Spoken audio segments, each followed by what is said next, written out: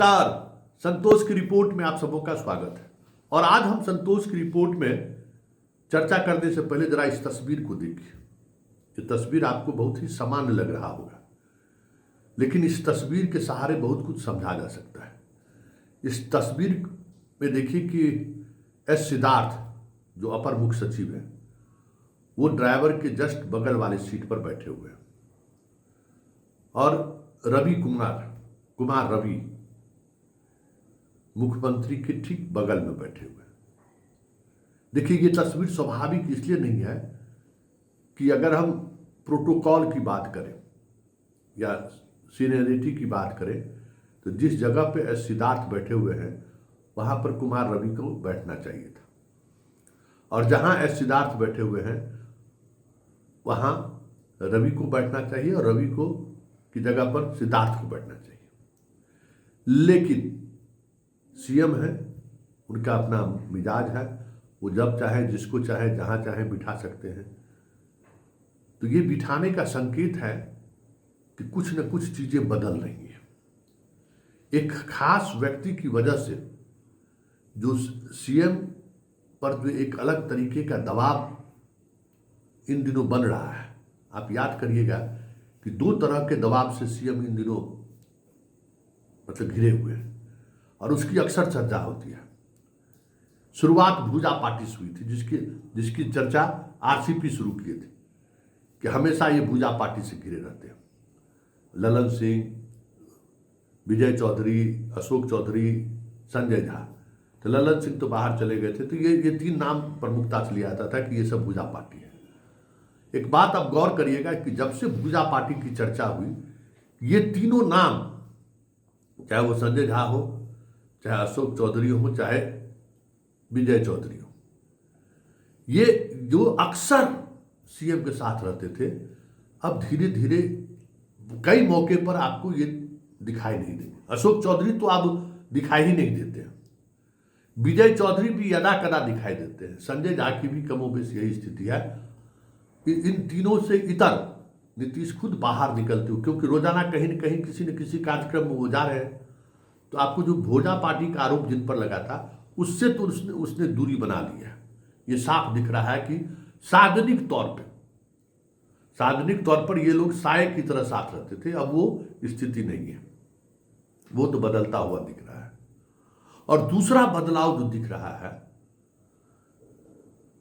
कि अब अगर सीएम हाउस की तरफ से जो तस्वीरें जारी हो रही है, उस तस्वीर को अगर गौर करिएगा तो उस तस्वीर में एक खास बात आपको समझ में आएगा कि दीपक कुमार ऐसा लगता है कि वो तस्वीर में बने रहना चाहते हैं, या फिर तस्वीर में वो छूट ना जाए, इस तरीके की चीजें दिखती रहती थी। एक दो तस्वीर हम आपको दिखा भी रहे, गौर करिएगा ना कि मतलब दीपक कुमार, एक होता है भाई कमोबेश, ये स्थिति पहले नहीं थी। ये हाल के दिनों में ये चीजें आई हैं कि हम सीएम के करीब हैं या सीएम के सबसे दुलारे हम हैं, ये तस्वीर के माध्यम से दिखाने की कोशिश दीपक कुमार हाल के दिनों में, ये एक नया डेवलपमेंट हुआ है, हाल के दिनों में ज्यादा दिखने लगा है। कई मौके पर जो पहले जहां दीपक कुमार नहीं होते थे सीएम के साथ, अब वो सीएम के साथ रह रहे हैं। तस्वीर के सहारे आप बहुत कुछ समझ भी रहे हैं। तो मतलब क्या है, और उसी मतलब के सहारे ये भी मतलब समझने की जरूरत है कि बढ़ते अमृत का जो विकास आयुक्त का पद दी गई है, उसका क्या मतलब है।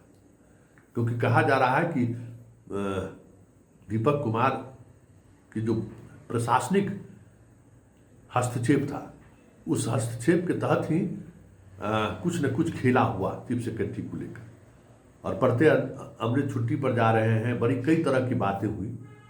तो कहीं न कहीं उसको न्यूट्रलाइज करने के लिए पढ़ते अमृत को नंबर 2 की कुर्सी पर बिठाया गया, ये चर्चा है। लेकिन सबसे बड़ी चर्चा ये है कि देखिए, नीतीश के 2005 से लेकर आज तक के कार्यकाल को अगर गौर कर देखिए तो एक दौर में आरसीपी की चर्चा बड़ी, जो जिस पद पे आरसीपी के पद पर ही आज दीपक कुमार है, तो आरसीपी टैक्स का बड़ी जबरदस्त हल्ला होना शुरू हुआ था। जैसे ही वो हल्ला होना शुरू हुआ तो नीतीश कुमार थोड़ा थोड़ा उनका दायरा हटाना शुरू किया और धीरे धीरे अपने करीब से, मतलब मुख्यमंत्री आवास से तो उनको बाहर कर ही दिया।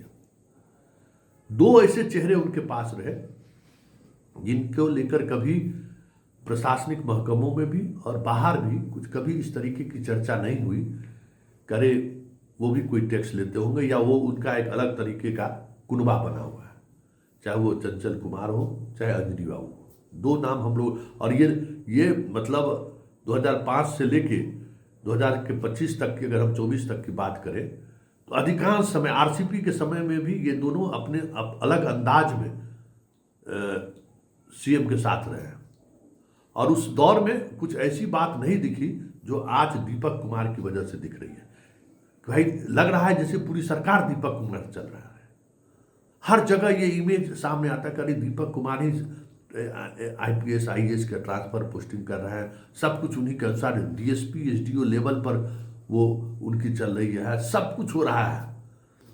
जो गांधी बाबा का खेल होता है सो खेल भी हो रहा है, जो कुछ उस तरीके की जितने भी तरह के खेल हो रहे हैं उस खेल में कहीं न कहीं दीपक बाबू फिट बैठ रहे हैं। ये खूब चर्चा हो रही थी। लेकिन हाल के दिनों में आईएएस आईपीएस की जो ट्रांसफर पोस्टिंग हुआ है उसमें ये चीजें चर्चा कम आ रही है।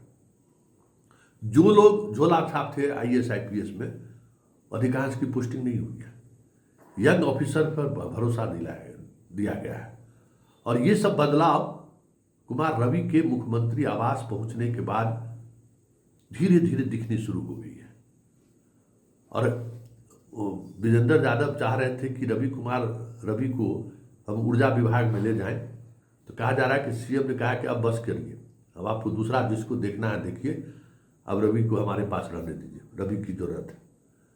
मतलब एक जो घेराबंदी की जो बात आ रही थी ना, उस घेराबंदी से अपने पार्टी को पहले उन्होंने निकाला, चाहे किसी सबको पद देकर ही सही, अपने आप को उससे दूरी बनाते हुए दिखे। अब ब्यूरोक्रेसी में भी जो एक खास व्यक्ति का प्रभाव जो दिख रहा था, प्रभाव मंडल दिख रहा था, उस प्रभाव मंडल से अपने आप को निकालते हुए दिखाई देने की कोशिश नीतीश जरूर करने लगे।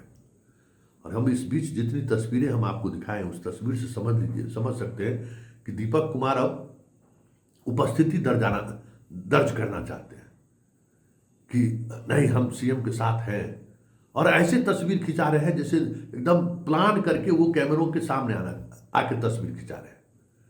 अमूमन इस तरीके की तस्वीरें से बचते रहे। पहले कहाँ दीपक कुमार इस तरीके से तस्वीर छपवाने में विश्वास करते, लेकिन अब वो तस्वीरें इस तरीके से आनी शुरू हो गई है।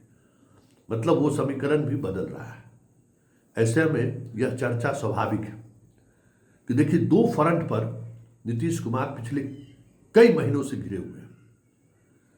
पॉलिटिकल फ्रंट में अगर बात करें तो पार्टी के अंदर अशोक चौधरी जैसे नेता से एक थोड़ा सहज नहीं है, परिवारवाद के बारे में बोलते हैं और उनके खुद मंत्री परिवारवाद के पैरोकार बने हुए हैं।